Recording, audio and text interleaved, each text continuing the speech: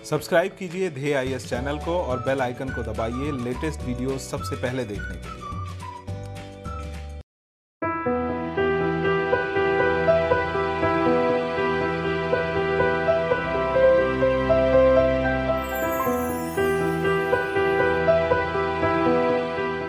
नमस्कार, मैं सुनील वर्मा ध्येय आईएएस टीम की ओर से आपका स्वागत करता हूं ध्येय टीवी पर। हम बात करेंगे डेली करंट अफेयर्स के अपने प्रोग्राम पर, जैसा कि हम प्रतिदिन करते आए हैं।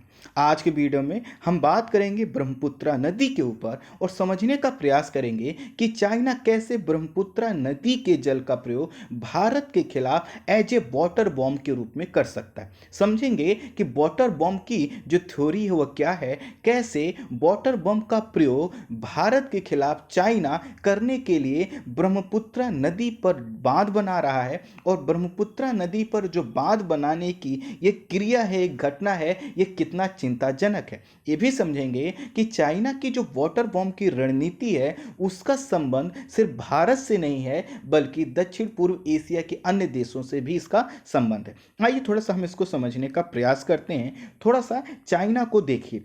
चाइना को अगर आप देख पा रहे होंगे तो आपको पता होगा कि भारत के समीप वाला जो क्षेत्र है इसको हम तिब्बत के पठार के रूप में जानते हैं। ये जो तिब्बत का पठार वाला क्षेत्र है, यहाँ से कई नदियों का उद्गम होता है और यह नदियाँ भारत के साथ साथ अन्य देशों में प्रवाहित होती हैं। चाइना का पूरा कॉन्सेप्ट यह है कि यहाँ से प्रवाहित होने वाली सभी नदियों पर बड़े बड़े बांध बना दिए जाएं, उनके जल को रोक दिया जाए, और आने वाले समय में जब इन देशों के साथ तनाव अपने चरम पर हो तो इनको तबाह करने के लिए एक साथ बड़ी मात्रा में जल को छोड़ दिया जाए।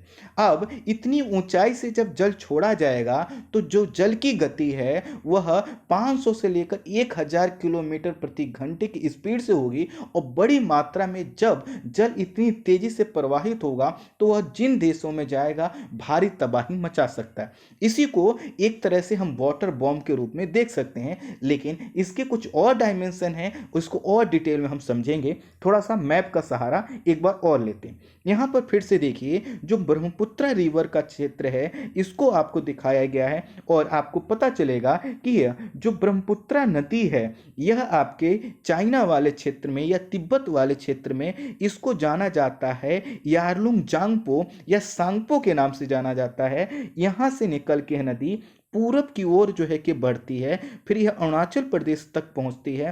अरुणाचल प्रदेश में एक गार्ज के माध्यम से यह प्रवेश करती है, और फिर यह असम घाटी की ओर प्रवाहित होते हुए फिर क्या होती है, बंगाल की खाड़ी तक अपना जल पहुंचाती। थोड़ा सा टेक्स्ट के माध्यम से इन सभी चीज़ों को अब हम समझने का प्रयास करते हैं। ब्रह्मपुत्र नदी तिब्बत के मानसरोवर झील के पूर्व तथा सिंधु एवं सतलज के स्रोतों के काफ़ी नज़दीक से निकलती है, अर्थात मानसरोवर झील के जो पास का क्षेत्र है वहाँ से इसका उद्गम होता है। तिब्बत क्षेत्र में इसे यारलुंग जांगपो नाम से जाना जाता है। चीन में इसका एक और नाम है और वह है यारलुंग सांगपो। तो यारलुंग जांगपो या यारलुंग सांगपो एक ही नदी है जो हमारे यहाँ ब्रह्मपुत्र के नाम से जानी जाती है। मानसरोवर झील के समीपवर्ती क्षेत्र से निकलने के बाद यह हिमालय के साथ साथ पूरब की ओर प्रवाहित होती है, और यह जो नदी है जहाँ से यह निकल रही है, अगर आप उसकी ऊंचाई देखेंगे तो काफ़ी ज़्यादा है, और यहाँ के जो पर्वतीय पठारी क्षेत्र हैं वहाँ पर बर्फ की उपलब्धता है, जिसके कारण यहाँ पर जो ग्लेशियर पिघलते हैं तो वहाँ पर जल हमेशा मिलता रहता है, और इसी के कारण ब्रह्मपुत्र में भी लगभग जल वर्ष भर बना रहता है। उद्गम स्थल से पूर्व की ओर बहती हुई नदी पूर्वी हिमालय की सबसे महत्वपूर्ण जो चोटी है जिसका नाम है नामचा बरवा, वहां पर पहुंचती है, और नामचा बरवा जिसकी ऊंचाई 7757 मीटर है, यहां पर पहुंचकर यह अपनी दिशा को अचानक परिवर्तित करती है, और अंग्रेजी के यू अक्षर अर्थात जैसे आपने देखा होगा, आप रोड पर जाते हैं तो आपसे कोई कहता है यू टर्न ले लो, अर्थात जैसे जा रहे थे अब उसके अपोजिट डायरेक्शन में आपको बढ़ जाना है। ठीक यही कार्य यह नदी करती है, यू टर्न लेती है और यू टर्न लेते हुए अरुणाचल प्रदेश में प्रवेश करने के लिए ये हिमालय को काटती है और हिमालय को जब काटती है तो इसके द्वारा एक गहरी खाई का निर्माण किया जाता है और पर्वतों को काटकर जब नदियां ऐसी खाई का निर्माण करती हैं तो इसे हम गार्ज के नाम से जानते हैं। तो जिस गार्ज का निर्माण ब्रह्मपुत्र के द्वारा हुआ है उसको कहते हैं दिहांग गार्ज और इस गार्ज से होते हुए नदी अरुणाचल प्रदेश में आगे बढ़ती है जहां पर इसे पहले दिहांग के नाम से जाना जाता है। अर्थात यह जो सांगपो नदी है जब अरुणाचल प्रदेश में प्रवेश करती है तो इसको हम दिहांग नाम से बुलाते हैं। दिहांग नदी में जब दिबांग, लोहित, केनुला और अन्य नदियां अपना जल मिला देती हैं तो इस नदी को आगे चल के असम में ब्रह्मपुत्र के नाम से जाना जाता है। अर्थात जो दिहांग नदी है असम में आके क्या हो गई, ब्रह्मपुत्र के नाम से जानी जा रही है, जिसमें न सिर्फ दिहांग नदी का जल है बल्कि दिबांग, लोहित, केनुला और अन्य नदियों का जल अब मिल चुका है। ब्रह्मपुत्र नदी असम के सदिया से लेकर धुबरी तक पश्चिम तक प्रवाहित होती है और पश्चिम तक जब ये प्रवाहित हो रही है तो यह जो क्षेत्र है एक देखेंगे एक घाटी नुमा क्षेत्र है और इसको असम की घाटी बोला जाता है। तो जो असम की घाटी है यह एक रैंप घाटी का एग्जाम्पल है। रैंप घाटी का मतलब कोई एक ऐसा क्षेत्र जिसके दोनों तरफ के भाग ऊपर उठ गए हों और बीच का भाग थोड़ा एक जो है कि खाई नुमा संरचना के रूप में, घाटी नुमा संरचना के रूप में बन गया हो, उसको रैंप घाटी के रूप में बोलते हैं। कुल मिलाकर यह रैंप घाटी के रूप में आगे बढ़ती है, अर्थात रैंप घाटी से होकर यह क्या होती है, पश्चिम की ओर बढ़ती है। जब यह जो नदी है प्रवाहित हो रही है असम की घाटी में तो कई बार यह गुम्फित हो जाती है। गुम्फित का मतलब होता है इसका जल अंदर की ओर प्रवेश कर जाता है और सतह पर जल कम रह जाता है और इसकी वजह से क्या होता है, इस नदी के बीच में कई जगह जो है कि नदी द्वीपों का निर्माण होता है। द्वीप का मतलब क्या है, जिसके चारों तरफ क्या हो, जल हो। तो ये जो नदी है इसका जो फ्लो है जब सतह पर कम हो जाता है, अंदर की ओर ज्यादा हो जाता है, तो जो ऊपर के जो जल है वह जब उसके बीच में कोई ऊंचा भाग मिलता है तो उसको काट नहीं पाती और उसके चारों तरफ से पानी क्या होता है, प्रवाहित होने लगता है। ऐसे क्षेत्र को बोला जाता है नदी द्वीप। यह नदी द्वीप इसलिए क्योंकि यह नदी के बीच में स्थित है और इसी में एक नाम सुना होगा आपने, माजुली द्वीप। और माजुली द्वीप किसके द्वारा बनाया गया, ब्रह्मपुत्र के द्वारा बनाया गया। तो जैसा कि हमने बताया सदिया से धुबरी तक क्या क्या होती है, पश्चिम तक बहती है, पश्चिम की ओर बहती है और धुबरी के बाद जो ब्रह्मपुत्र नदी है वो दक्षिण की ओर मुड़कर बांग्लादेश में प्रवेश करती है। जब ये बांग्लादेश में प्रवेश करती है तो इसे हम जमुना के नाम से बुलाते हैं। बांग्लादेश में जमुना नदी की जो धारा है वो पद्मा नदी से मिल जाती है और संयुक्त रूप से पद्मा और जमुना को हम पद्मा नदी के नाम से बुलाते हैं। जब पद्मा नदी में बराक नदी अपना जल गिरा देती है तो इसके बाद इस नदी का नाम हो जाता है मेघना नदी और यह जो मेघना नदी है यही क्या करती है, बंगाल की खाड़ी में अपना जल गिराती। तो इस तरह से जो मेघना नदी का जो जल है उसमें एक जल किसका है, ब्रह्मपुत्र नदी का। और ब्रह्मपुत्र नदी का संबंध हमने क्या देखा कि तिब्बत से होते हुए भारत के कई राज्यों से होते हुए यहां तक पहुंची। अर्थात इस पर अगर कोई बांध बनाया जाता है तो उससे न सिर्फ भारत को दिक्कत होगी बल्कि बांग्लादेश को भी दिक्कत होगी। अपने उद्गम स्थान से बंगाल की खाड़ी तक जो ब्रह्मपुत्र नदी है लगभग 2906 किलोमीटर की दूरी तय करती है। तिब्बत में इसकी जो लंबाई है अर्थात चाइना वाले क्षेत्र में जो इसकी लंबाई है वो 1625 किलोमीटर है, भारत में 918 किलोमीटर है, बांग्लादेश में 363 किलोमीटर की इसकी लंबाई है। अब देखते हैं आखिर ये जो चाइना है वह इसका प्रयोग क्यों करना चाहता। जैसा कि हमने बताया कि इसकी जो सर्वाधिक लंबाई है वो तिब्बत वाले एरिया या चाइना में आती है, इसीलिए चाइना इस पर अपना क्या जताता है, हक जताता है।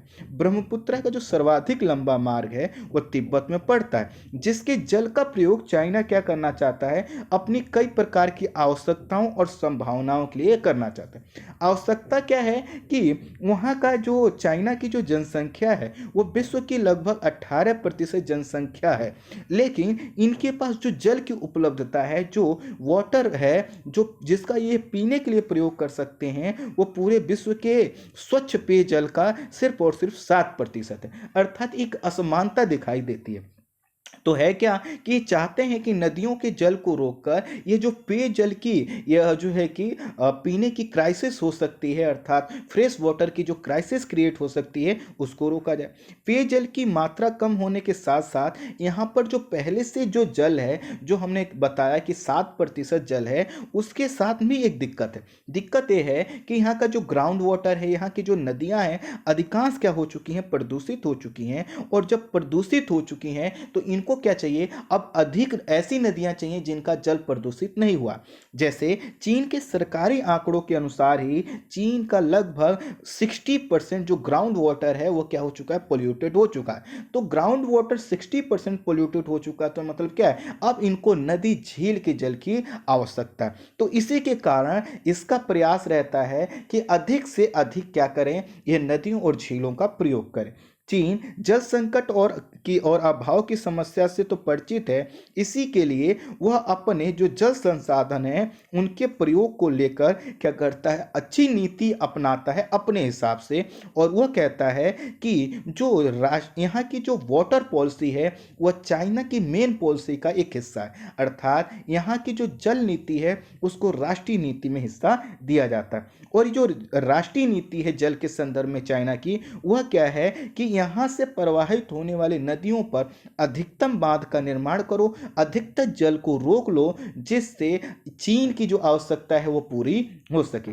चीन ने अपने यहाँ की सबसे बड़ी जो नदी है जिसका नाम है यांगसी और उसकी सहायक नदियों पर सैकड़ों बांधों का निर्माण किया है और कुछ का वह कर भी रहा। कुछ रिपोर्ट्स का तो मानना है कि यहाँ पर इन नदियों पर जो बांध बनाए गए हैं उनकी संख्या 500 तक भी हो सकती है। मेकांग नदी भी जो एशिया की 7वीं सबसे बड़ी नदी है, ये क्या होती है, चीन से ही निकलकर जो है कि अन्य जो राज्य हैं अर्थात देश हैं जैसे Laos, Thailand, Cambodia, Vietnam, Myanmar, इनमें प्रवाहित होती है। इस पर भी क्या किया है उसने, दर्जनों बांध बनाए। और उद्देश्य क्या है कि यहाँ जो भी नदियाँ प्रवाहित होती हैं उनके जल का सबसे पहले प्रयोग किसके द्वारा करना, चीन के द्वारा करना। अब यह जो मेकांग नदी है, यह जो नदी है ये जिन क्षेत्रों में जाती है वहाँ के 6 करोड़ से ज़्यादा लोगों की आजीविका और जल सुरक्षा अर्थात वाटर सिक्योरिटी इसी नदी के जल पर निर्भर। सोचिए अगर ये क्या करता है, अगर जल को रोक लेता है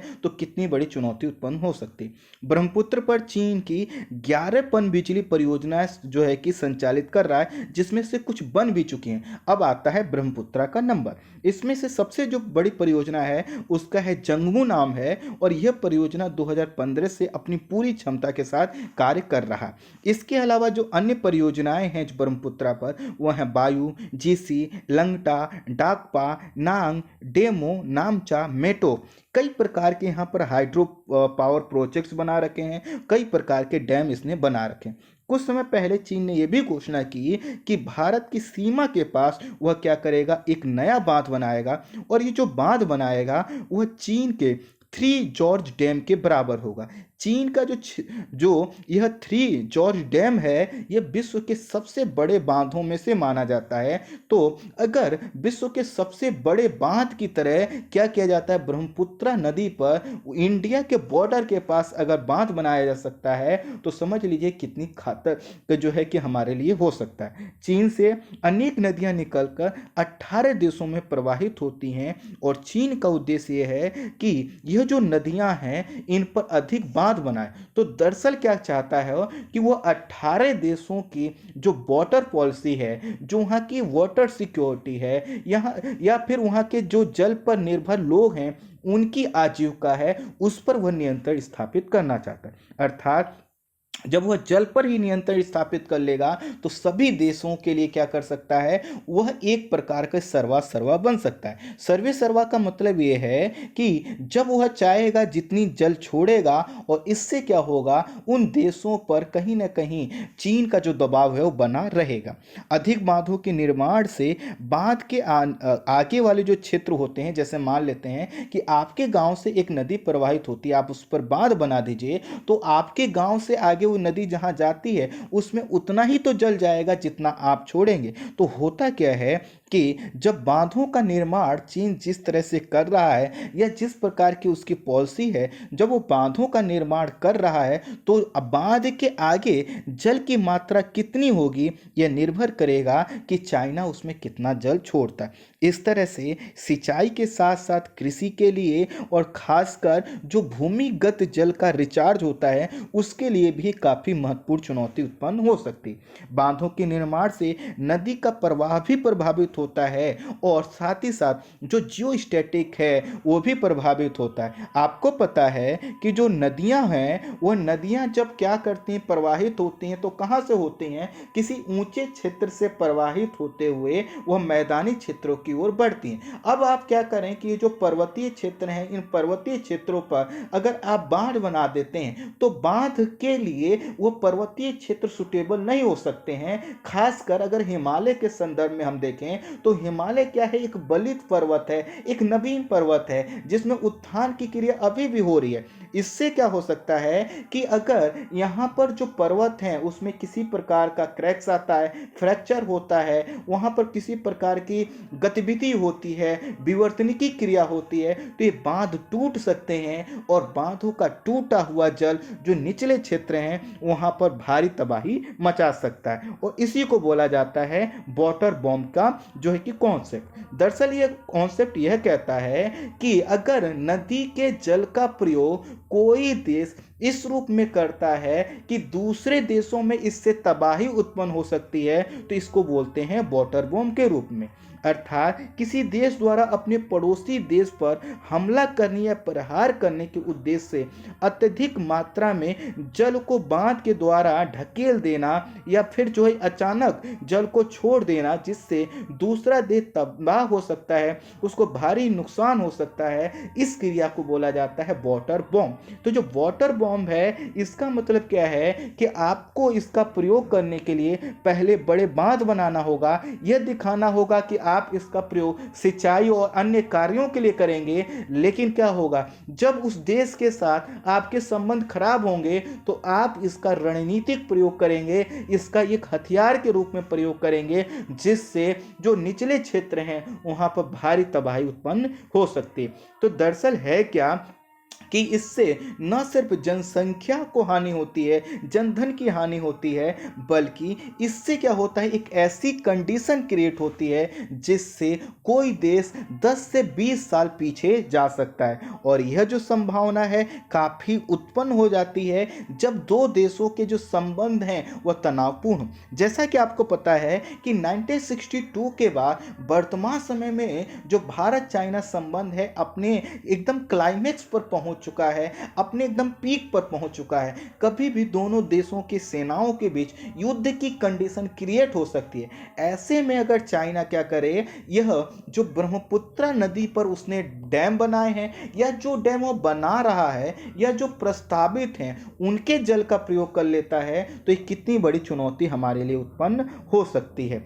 और यह जो चुनौती उत्पन्न होगी वह भारत को काफ़ी जो है कि नुकसान साबित हो सकती है। इसी के साथ साथ जो दक्षिण पूर्व एशिया के देश हैं उनके साथ भी ये बात लागू होती है। जैसा कि हमने बताया मेकांग से लेकर अन्य नदियों पर भी उसने क्या किया है, ऐसे बांध बना रखे हैं। चीन अपनी 13वीं पंचवर्षीय योजना में बांधों के निर्माण को बढ़ावा देने की योजना को प्रस्तुत कर चुका है और उसने कहा है कि चीन अपने यहाँ से जो उद्गमित नदियाँ हैं उस पर 40 से अधिक बांधों का निर्माण और करेगा, जबकि उसने कई सौ बांध पहले से बना रखे हैं।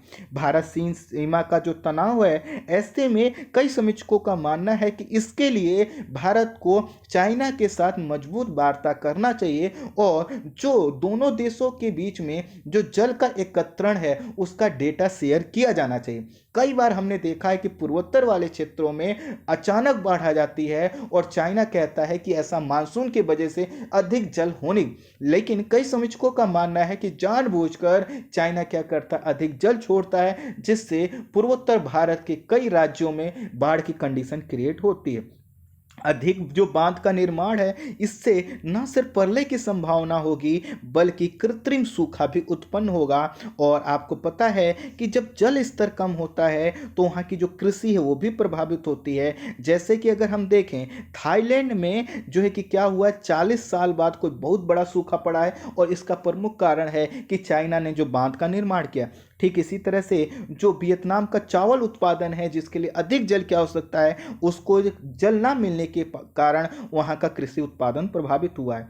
चीन में जिस गति से बांध का निर्माण किया जा रहा है उस गति से जो पुराने बांध हैं उनकी मरम्मत नहीं की जा रही, और ये जो पुराने बांध हैं कभी भी टूट सकते हैं और कभी भी भयावह रूप धारण कर सकते हैं। क्योंकि ये जो बांध होते हैं इनके संदर्भ में ये भी कहा जा सकता है कि हमने अपनी तरफ से प्रयास किया था नियंत्रण करने के लिए, लेकिन ये टूट गई है, एक प्राकृतिक आपदा है। तो कई बार लोगों का कहना है, समीक्षकों का कहना है कि चाइना की इस रणनीति से हमें सचेत होने की, इसको काउंटर करने की और कुछ ऐसा मैकेनिज्म अपनाने की जरूरत है जिससे अगर चाइना इस प्रकार की आपदा को दिखाकर ऐसी गतिविधि को अंजाम देता है या कोई ऐसी अनहोनी भारत के साथ होती भी है तो उसको वह मैनेज कर सके। आई होप आप समझ पाए होंगे कि वाटर वॉर और जो है कि वाटर बॉम्ब की थ्योरी है क्या और इसका ब्रह्मपुत्रा से क्या कनेक्शन है और कैसे भारत के साथ साथ दक्षिण पूर्व एशिया के अन्य देशों के लिए भी ये एक चुनौतीपूर्ण टास्क है जिसको लेकर सभी देशों को मिलकर एक साथ कार्य करने की जरूरत है। इस वीडियो में इतना ही। Thank you so much.